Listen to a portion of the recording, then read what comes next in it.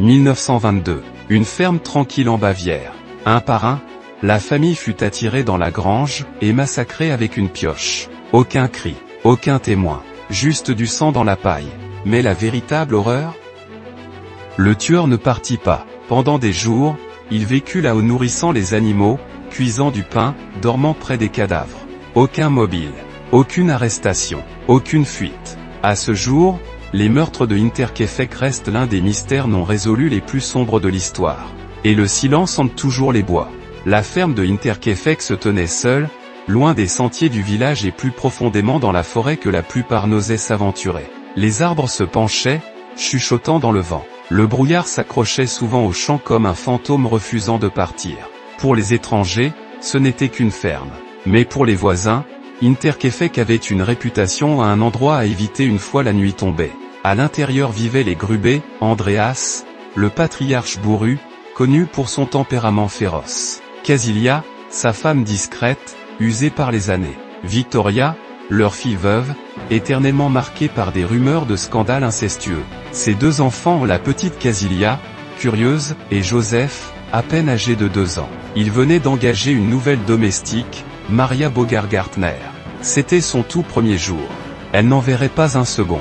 Des choses étranges s'étaient produites les semaines précédentes. Andreas se plaignait de bruits de pas au-dessus de sa tête, des pas doux, mesurés, comme si quelqu'un arpentait le grenier pendant que la famille dormait.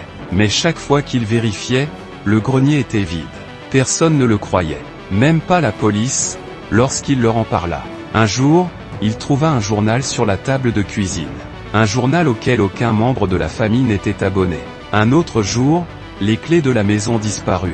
L'ancienne domestique, terrifiée par l'atmosphère étrange, avait démissionné, affirmant que la maison était maudite. Pourtant, ils restèrent. Et chaque nuit, quelque chose bougeait au-dessus d'eux observant, attendant.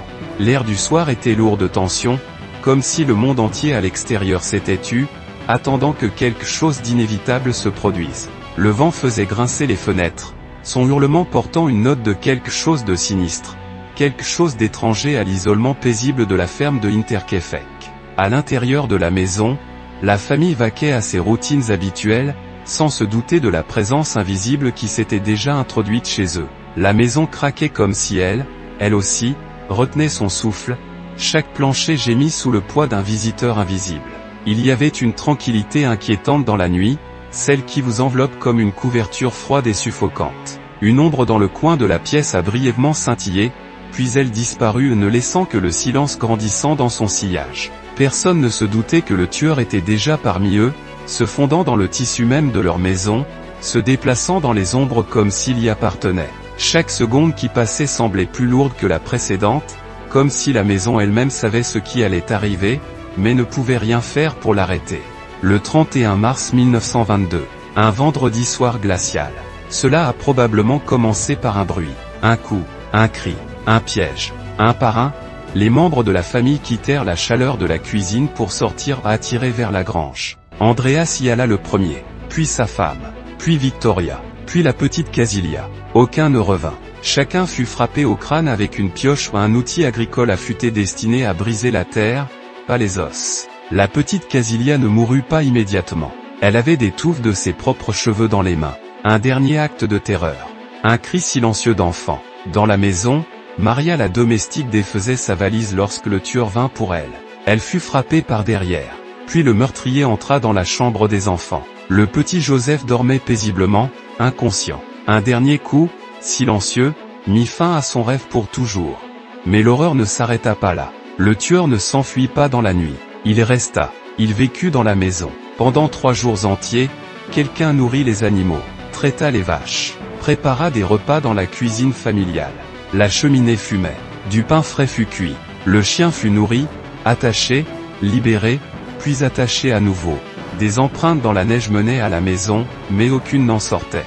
Le 4 avril, des voisins inquiets après plusieurs jours sans nouvelles des Grubéo se rendirent à la ferme.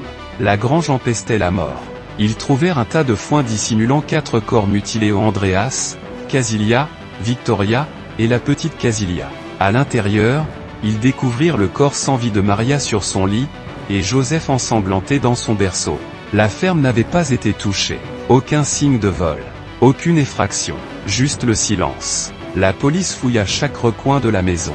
Et dans le grenier, ils trouvèrent de la poussière déplacée, et des empreintes.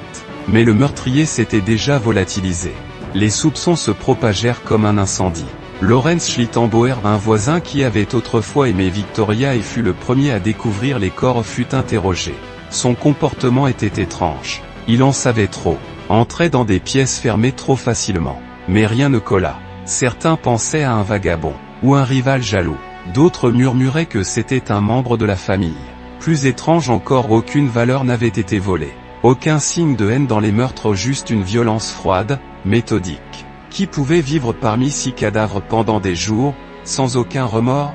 En 1923, Hinterkaifeck fut démoli. Les villageois ne voulaient plus de cette terre maudite. Mais quelque chose resta. Sous les décombres, caché dans les chevrons du grenier, la police le trouva, l'arme du crime. Une pioche ensanglantée, enveloppée dans un tissu. Et pourtant, personne ne fut jamais arrêté.